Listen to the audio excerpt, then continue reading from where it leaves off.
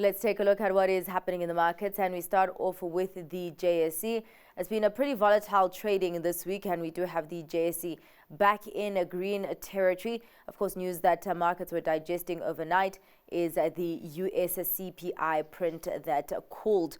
We do have the all share up by 0.25%, that largely being led by the Resources 10 complex with a climb of almost 2%. A Financial 15 eking out gains of more than 0.5%, but backing that trend is the Industrial 25 shedding more than 0.5%.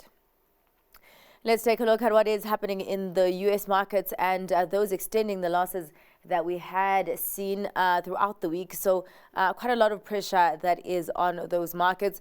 S&P 500 declining almost 0.9%. Tech-heavy Nasdaq with a loss of almost 1.5%, and the Dow declining by almost 0.8%.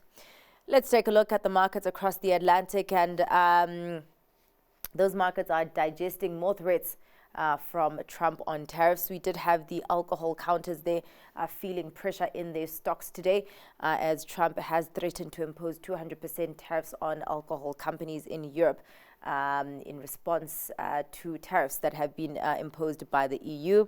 So the FTSE 100 declining almost 0.5%, CAC 40 with a loss of 0.5%, and the DAX shedding almost 0.2%. Let's check in on the currency scene and start off with how the rand is doing against some of the major currencies.